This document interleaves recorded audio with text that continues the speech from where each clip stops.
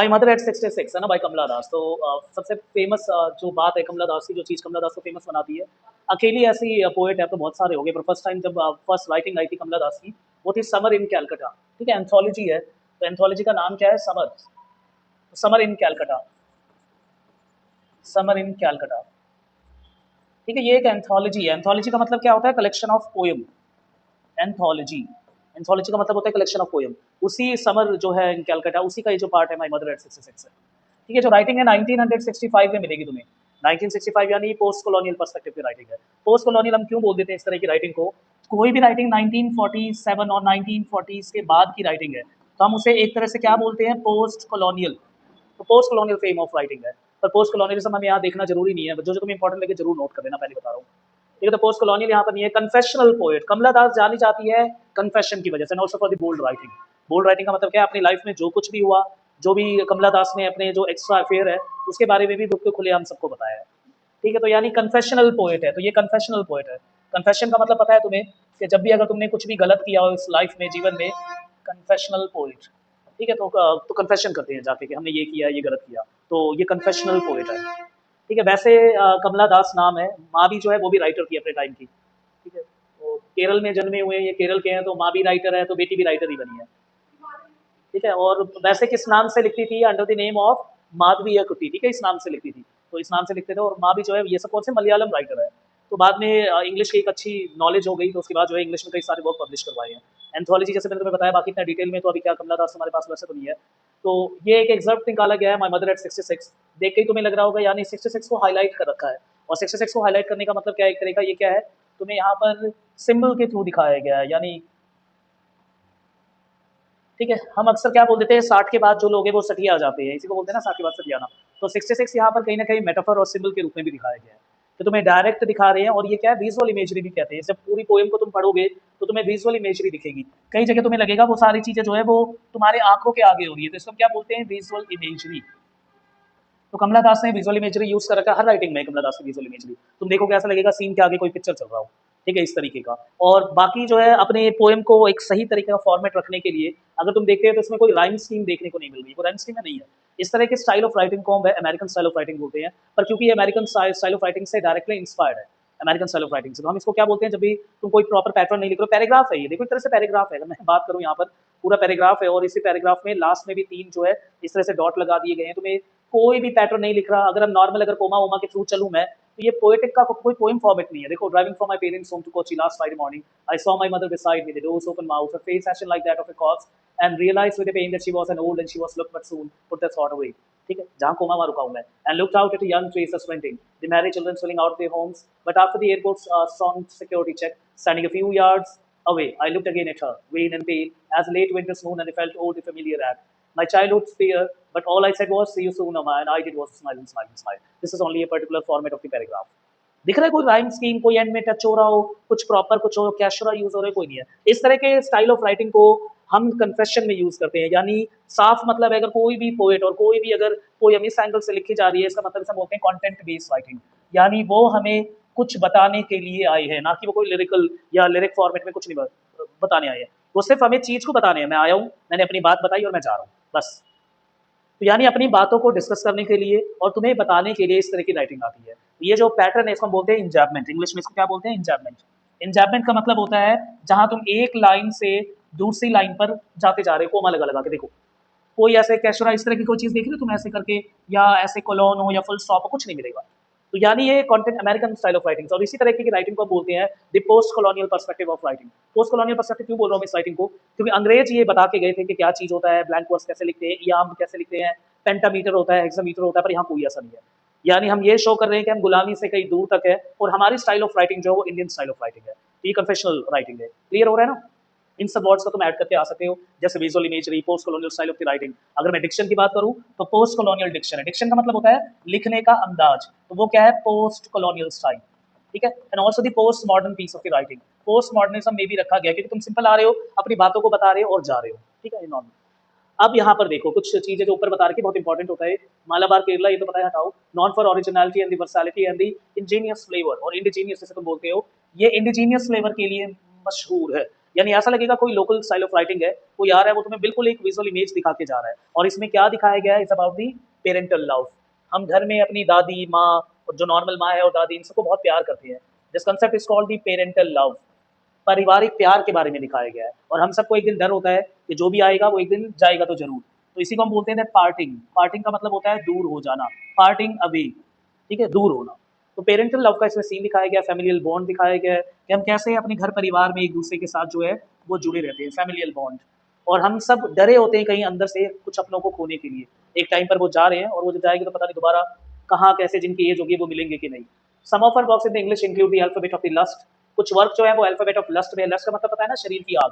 तो alphabet of lust 1977 collection of short stories, Padmavati the harlot and other stories. Harlot मतलब prostitute. दिख रहा होगा तुम्हें ओपन वेंट कितना दे रखा है, खुलेआम सब। जो कन्फेशनल स्टाइल ऑफ राइटिंग है वो यहाँ पे बिल्कुल एग्जैक्ट दिख रहा है।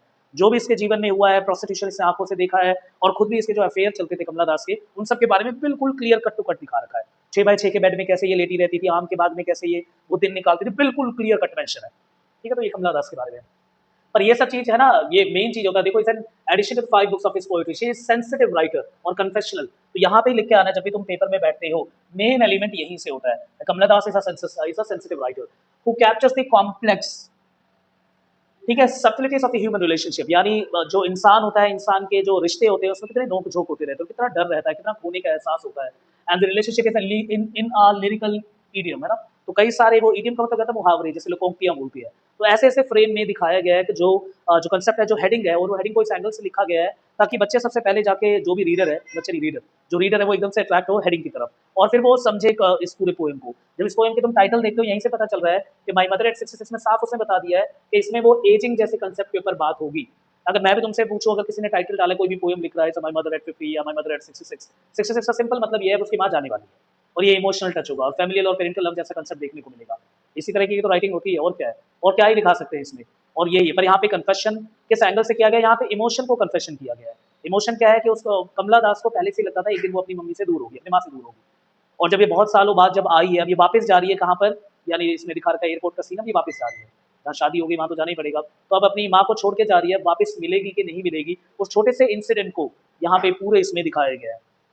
तो ये सीन हर एक के साथ होता है, जब भी तुम भी घर वालों से दूर हो, चाहे तुम कॉलेज जा रहे हो, चाहे तुम कहीं भी जा रहे हो, वहाँ पे भी ये पार्टिंग सीन होता है। इमोशनल एजेंडा पे डिफाइंड है। तो इमोशन को वेंट किया गया है थ्रू कन्फेशन। तो इमोशनल वेंट है थ्रू कन्फेशन, ये याद रखना। देखो, driving from my parents home to Kochi last Friday morning, कि मैं अपने पेरेंट के घर से कोची जा रही हूँ, लास्ट फ्राइडे मॉर्निंग की बात बता रहे हैं। I saw my mother beside me, मैंने अपनी माँ को साइड में देखा, कार में जा रहे हैं, माँ साइड में बैठी हुई है। आगे ना visual imagery, this is perfect example of the visual imagery. यहाँ पर विजुअल इमेजरी पहली बार यहाँ मिली। पिक्टोग्राफिक भी बोलते हैं इसे, pictographic style of writing, pictographic and visual imagery. कहते हैं ना, एक सिंगल इमेज जनरेट करके तो बहुत सारी बातें बता सकते हो, तो वो यूज किया गया है। Open open mouth and her face ashen like that of corpse, ठीक है, मुंह खुला हुआ था, अगेन विजुअल इमेजरी। ठीक है, her face ashen like that of corpse, उनका चेहरा जो है वो किसी मुर्दे की तरह दिख रहा था, जैसे बूढ़ों का दिखता है ना, मुर्दों की तरह। मुंह खुला हुआ है, ऐसे पड़ी हुई है साइड में उसकी मम्मी, ठीक है, ashen like that of corpse, ठीक है। तो her face ashen like that of corpse, जैसे मुर्दे जो होते हैं, कॉप्स होता है कोई लाश हो, उसका मुंह ऐसे खुला रहता है, ऐसे उसकी माँ जो है वो साइड में, और ये कमला दास बैठी है, उसकी माँ उसके साइड में बैठी है और ऐसे करके पड़ी हुई है और मुंह खुला हुआ है। ठीक है, तो यहाँ पर फिगर ऑफ स्पीच तुमसे पूछेंगे, तो फिगर ऑफ स्पीच कौन सा है, लाइक। जहाँ पे भी लाइक यूज हो वहाँ फिगर ऑफ स्पीच स्पीच आता है सिमली। सिमली को हम हिंदी में बोलते हैं उपमा, और ये पढ़ा होगा उपमा अलंकार, ठीक है, चांद सा मुख। ठीक है, जहां पर लाइक आए, है ना, लाइक एंड एज आए, ये ध्यान रखना है तुम्हें। कभी भी अगर लाइक और एज आए तो वहां पे क्या करोगे तुम, लाइक और एज आए वहां पे लगाना है तुम्हें सिमली। ठीक है, सिमली को ही क्या बोलते हैं, उपमा अलंकार। अगर अलंकार नहीं आता तो कोई दिक्कत नहीं है। ठीक है, यहाँ से बहुत बड़ी मैक्सिमम टाइम क्वेश्चन पूछे गए हैं कई बारी। ठीक है, तो वो ये देखो, उसे बोला her face ashen like that of corpse and realize with the pain, कि मेरी माँ का जो है वो चेहरा कैसा लग रहा था, लाश की तरह लग रहा था। और उसके बाद आगे क्या बोला, एंड रियलाइज विद पेन, और मैं दर्द से भर गई। वो दर्द कौन सा है, इज अनफेमिलियर पेन। अब वो is realise with the pain that she was old and she looked but soon put that thought away. ठीक है, और मैं मेरे जो है सर में या फिर जो दिमाग में जो है वो एक दर्द होने लग गया, and she was an old and she looked but सून। मेरे को ऐसा लग रहा था अब ये बूढ़ी हो चुकी है, पर मैंने उन सभी सोच को साइड कर दिया। अब यहाँ पे सीबीएसई क्वेश्चन पूछती है कई बारी, the type of the thought, है ना, which type of the thought Kamala Das put away, किस तरह की सोच को उसने हटाया है। अब वो किस तरह की सोच है, that one day she parts away from her mother, एक दिन वो अपनी माँ से दूर हो जाएगी। ये जरूर याद रखना, एक क्वेश्चन आता है विच टाइप ऑफ द थॉट, ये थॉट के ऊपर डायरेक्ट क्वेश्चन पूछा हुआ है यहाँ पे, पुट दैट थॉट अवे। ठीक है, इसका मतलब क्या है, दैट वन डे, एक दिन, she parts away from her mother, ठीक है, पार्ट से लिखना होता है क्योंकि फैमिलियल रिलेशन में है, रिश्ते में जो दूर होते हैं उसे पार्ट्स बोलते हैं, पार्टिंग।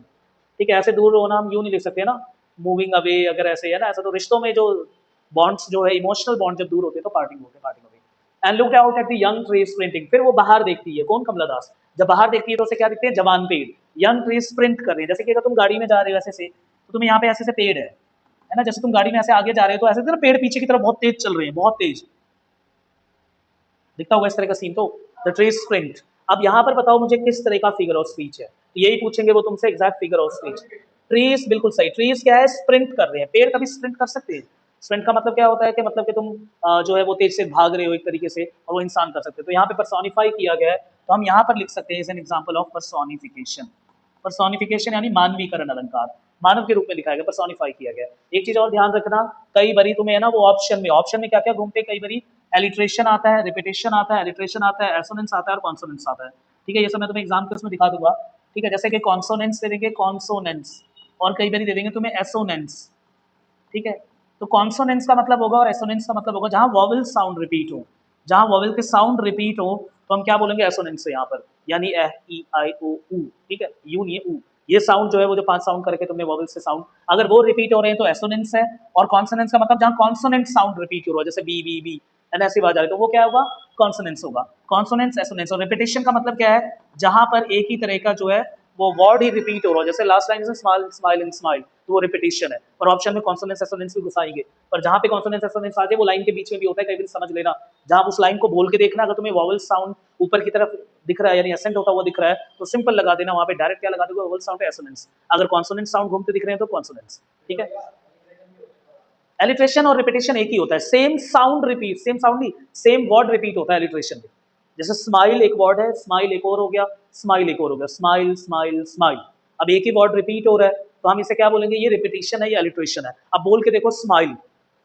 ठीक है, स्माइल स्माइल स्माइल। ठीक है, तो एक अगर तुम्हें ज्यादा जोर लग रहा है अगर कॉन्सोनेंट साउंड पे, कॉन्सोनेंट साउंड तो पता होगा ना, जो ए ई आई ओ यू में, ऊ में साउंड में नहीं हो, अगर उन पे ज्यादा जोर पड़ रहा है तो तुम यहाँ पे क्या बोल दोगे, कॉन्सोनेंस है। अगर तुम्हें वॉवल्स पे ज्यादा जोर दिख रहा हो तो क्या बोलोगे, एसोनेंस है। ठीक है, पर यहाँ पर क्या है, रिपीटेशन है, सेम वर्ड रिपीट हो रहा है। और अभी वो आगे चलेंगे, देखो द ट्री स्प्रिंटिंग आउट। अब ये तो बात हो गई भाई फिगर ऑफ स्पीच, पर अब चलते हैं मीनिंग क्या है। इसका मीनिंग क्या है कि ट्रीज जो है वो स्प्रिंट कर रहे हैं। अब ट्रीज जब स्प्रिंट कर रहे हैं तो इसका मतलब क्या है, the young tree sprinting and the married children spilling out their homes. ठीक है, तो यंग ट्री स्प्रिंट कर रहे हैं पीछे, यानी हमारी लाइफ में जो है अच्छे पल जो होते हैं, in mean the happy days of our life, है ना, वो एकदम से क्या हो जाते हैं, एकदम से निकल जाते हैं। जो अच्छे पल होते हैं, हैप्पी डेज ऑफ लाइफ, वो एकदम से निकल जाते हैं। It stand for the happy days of life, यानी हैप्पी डेज ऑफ लाइफ जो होते हैं, अच्छे पल जो होते हैं, वो एकदम से क्या हो जाएंगे, स्प्रिंट हो जाएंगे। तो ये यहाँ पर क्या यूज किया गया था, सिंबॉलिज्म, ये परफेक्ट सिंबॉलिज्म। और जो डीप सिंबॉलिज्म होता है दैट इज कॉल्ड एलिग्री, तो ये एलिग्री भी यूज हुआ। अगर ऑप्शन में एलिग्री दिखे तो गो फॉर एलिग्री। इनमें the happy days of the life sprints out या स्प्रिंट्स अवे। ठीक है, जो अच्छे दिन होते हैं वो एकदम से चले जाते हैं। अब ये कमला दास क्या सोच रही है, उसके जो अच्छे दिन थे, जब वो अपनी माँ के साथ, जब उसकी माँ जवान थी और वो छोटी थी, तो उनका कितना अच्छा फैमिलियल बॉन्ड था, वो एकदम से निकल गया। और उसके बाद क्या है, marriage children spilling out their home, बाहर देखती है सीन में तो कुछ छोटे छोटे बच्चे जो घर से निकल के वो ऐसे से कूद रहे हैं। ठीक है, अब यहाँ पर एक गलती हो गई हमसे। ठीक है, गलती ये हो गई कि जो ये वाली लाइन है, द मैरिज चिल्ड्रन जो है स्पिलिंग आउट देयर होम्स, ये हैप्पी डेज ऑफ लाइफ को दिखाती है, और ये जो यंग ट्री स्प्रिंटिंग आउट है, ये यूथ डेज ऑफ लाइफ को दिखाती है, that youth days of life. दोबारा देख लो इसको, थोड़ा मैं क्लियर करवा देता हूँ, यहाँ दोबारा देखना है, यहीं से क्वेश्चन पूछेंगे वो। यहाँ पर कह रहे हैं जो यंग ट्री स्प्रिंट कर रहे हैं, यानी जो हमारे जीवन के जवानी के जो दिन होते हैं वो एकदम से निकल जाते हैं। तो यानी ये कौन से उसको बता रहे हैं, द यूथ और the youthful days of life. एक मिनट,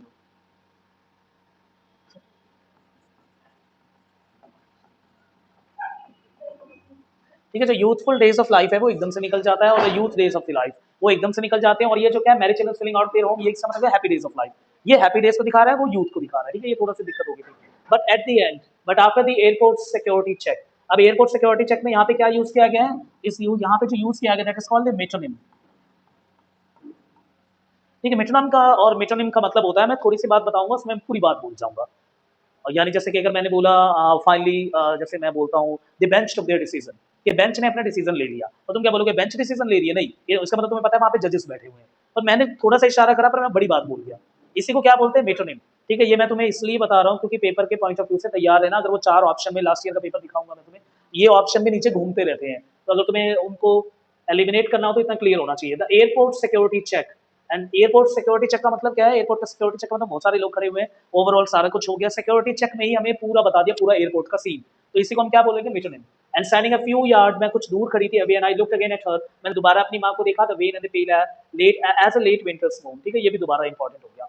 सबसे पहले यहाँ पर क्या है? एज यूज हो गया, तो क्या हो जाएगा दोबारा से? ये सिमिली, ठीक है। और उसके बाद क्या है? Late winter's moon. अब ये क्या हो जाएगा? किससे कंपेयर किया गया है? विंटर के मून से कंपैरिजन किया गया, पर एज नहीं है यहाँ पर, लाइक नहीं है यहाँ पर, तो तुम यहाँ पर दो चीज यूज कर सकते हो, दैट इज कॉल्ड सिंबल, और यहाँ पे मेटाफर भी लिख सकते हो तुम, ठीक है, जैसा ऑप्शन आएगा वैसा तुम्हें जाना, और विजुअल इमेज भी, एंड ऑल्सो एलिग्री। एलिग्री भी सिंबल का ही पार्ट होता है, extended symbol is called allegory. मान लो मैंने किसी को कंपेयर कर दिया अशोका से, इसका मतलब अशोका की पूरी हिस्ट्री उसमें जुड़ गई। किसी को मैंने बुद्ध से कंपेयर कर दिया, इसका मतलब बुद्ध की पूरी हिस्ट्री उसके साथ जुड़ गई। एक सिंबल हो, उसके पीछे जब एक डीप हिस्ट्री अटैच हो जाए, दैट इज कॉल्ड एलिग्री। तो यहाँ पे उसके जो चेहरे को चांद से कंपेयर किया गया है, लेट विंटर्स मून, सर्दियों के चांद से। अब लेट विंटर्स मून का सबको मतलब तो क्लियर होगा, जैसे सर्दियों में चांद का क्या होता है? लश्यर, फेड हो जाता है, जो चमक होती है दैट फेड्स, है ना। तो यहाँ पर हम लिख देते हैं लश्यर, वो फेड हो जाता है। इसी तरीके से जो है, सेम जो मदर है यानी कमला दास की जो माँ है, उसकी भी मुंह की जो चमक है, जो शाइन है, वो अब फेड हो गया। इसी को कंपेयर किया गया। तो मैं अगर यहाँ पे बात बोलूँ, सिंबल है, तुम बोलोगे सिंबल बिल्कुल है, 100% सिंबल है, ये सिंबल यहाँ दिखाया गया। फिर मैं बात करूँ विजुअल इमेज से, तुम बोलोगे ये भी है। फिर मैंने बोला मेटाफर बिल्कुल सही, रूपक के इसमें यूज किया गया है, कि यानी मून को एज एन कंपेयर करते हुए, लेट विंटर मून को कंपेयर किया गया है टू दी फेस, है ना, to the face of the mother, है ना, और जो भी है कमला दास मदर। अब यहाँ पर जो आते हैं नेक्स्ट, उसमें यहाँ पे एलिग्री। एलिग्री भी है कि जैसे हम सब भी बूढ़े होंगे, हम सब भी उसी फेज में ही चले जाएंगे, रिंकल्स आ जाएगा मुंह के ऊपर, ठीक है, फेस जो है वो डल हो जाएगा, लश्यर चली जाएगी, just like the late winter snow. तो ये एलिग्री भी है, that is called the deep और एक्सटेंडेड सिंबल। तो एक्सटेंडेड सिंबल भी यूज हुआ है। इसके बाद felt that the old familiar है, और मेरे अंदर वो पुराना डर आ गया, तो फेमिलियर एक्ट, ठीक है, फेमिलियर एक्ट को हम ट्रांसफर्ड एपिथेट बोलते हैं, ये ट्रांसफर्ड एपिथेट है,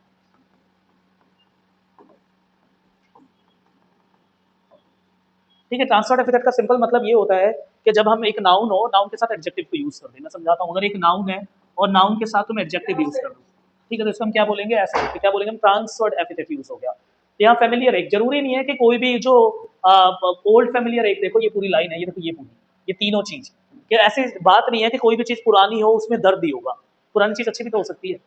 तो जब इस तरीके का कोई अगर बोला जाए तो हम उसे ट्रांसफर्ड एपिथेट बोलते हैं, कोई अलग से क्वालिटी तुमने उसके अंदर ट्रांसफर कर दी है और उसको तुम मूव करवा रहे हो, this is called transferred epithet. Option में आए तो प्लीज लगा देना। ओल्ड फेमिलियर क्या था? मीनिंग पे चलते हैं। ओल्ड फेमिलियर क्या था? उसे डर क्या था?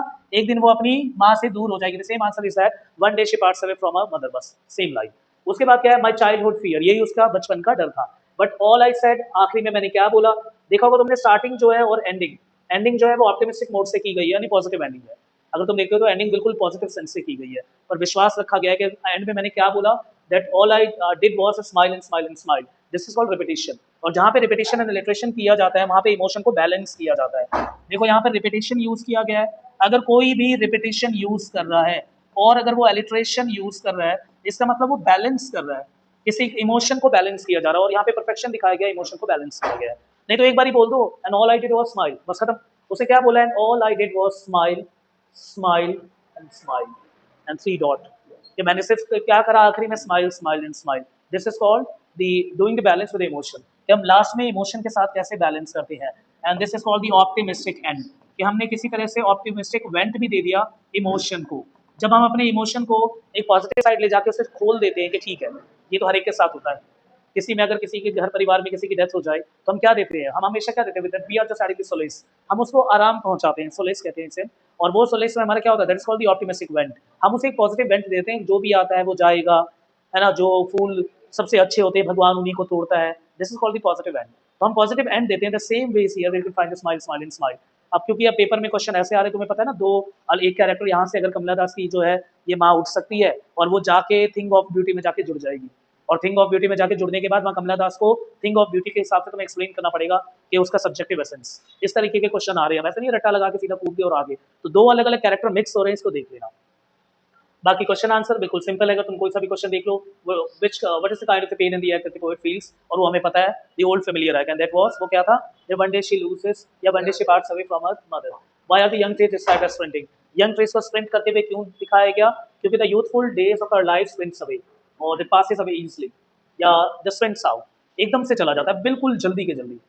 Why आगे नेक्स्ट क्वेश्चन है, why is the poet brought in the image of the married children spilling out of their homes? कि जो अच्छे बच्चे हैं वो स्पिल हो रहे हैं, फैल रहे हैं, ऐसे क्यों दिखाया गया? वो क्या दिखाया है? The happy days of the life. This shows the happy days of her life. And why was the mother being compared to the late Winter's moon? ये क्लियर हो ही गया होगा तुम्हें. What do the parting words? ठीक है, देखो इन्होंने खुद वो वर्ड लिख दिया है और ये भी यही एक्सपेक्ट करते हैं कि जो मेरे पास जो बच्चा है वो इस तरह की लाइन ना लिखे कि लूजेस अवे, मूव्स अवे, या इस तरह की लाइन वो बिल्कुल ना लिखे. तो तुम्हें जो वर्ड लिखना है दैट इज पार्टिंग. पार्टिंग ही लिखना है. ठीक है, यूं मत लिख देना कि दैट मूव्स अवे या लूज अवे, यानी पार्ट्स, द पार्ट्स अवे और द पार्टिंग आउट. ठीक है, तो PART इसको रट लेना, पार्टिंग अवे. तो बस यही है.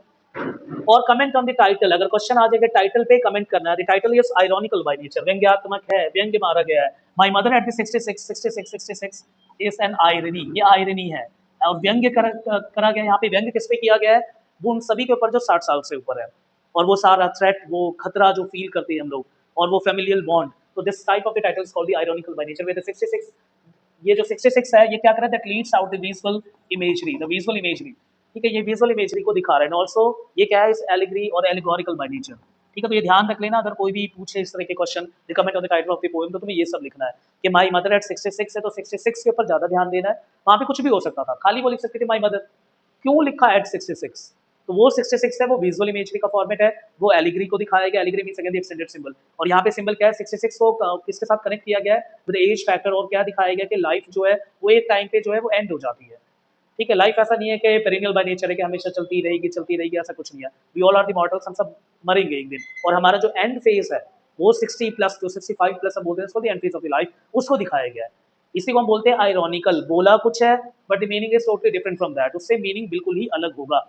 ठीक है, मीनिंग सिंबल में तो चलो मैच होता है मीनिंग, पर यहाँ 66 लिखा है, इसका मतलब ये नहीं कि उसकी माँ की उम्र 66 है, तुम आधार कार्ड चेक करने लग जाओ, ये चेक करने को 66 की है कि नहीं है. ये नहीं, यहाँ 66 का मतलब है वो एक सिंबल को रखा गया है, और उस सिंबल के थ्रू तुम्हें जनरेट कर रहे हैं कि वो जो थ्रेट है, वो जो डेथ फेज है, उसको दिखाया गया. तो हम देखते हैं कि टाइटल पेसिमिस्टिक बाय नेचर है, but the end is full of the optimism. बिल्कुल एंड को ऑप्टिमिस्टिक मोड पे एंड किया गया है. This is called the excellence of the perfection of the writer. Confessional poet हमेशा ऐसे ही करते हैं. वो नेगेटिव स्पार्क से शुरू करेंगे, ऐसा लगेगा तुम्हें नेगेटिव राइटिंग. धीरे धीरे धीरे जैसे जाओगे ट्यून्ड करते रहेंगे, वो ट्यून्ड करते रहेंगे, जैसे एंड में जाओगे बिल्कुल टच मिलेगा और ऑप्टिमिस्टिक पे एंड करके निकल जाएंगे. ऐसा तो नहीं कर सकते ना, जो जो उनके साथ हो रहा है, भाई तुम्हारी माँ थोड़ी 66 की है, ये थोड़ी कि वो ट्रॉमा तुम्हारे अंदर डाल देंगे, वो नहीं. पर वो दिखाएंगे दैट 66 इज अ ट्रॉमा, पर वो ट्रॉमा को लेके तुम्हें प्रिकर्सिव वे से ऐड कर देंगे, तुम भी जाग जाओ, ऐसा तुम्हारे फेज में भी आएगा. This is called the universality. तो यूनिवर्सल ट्रुथ देखने को मिलता है, बाकी सारा कुछ ठीक है.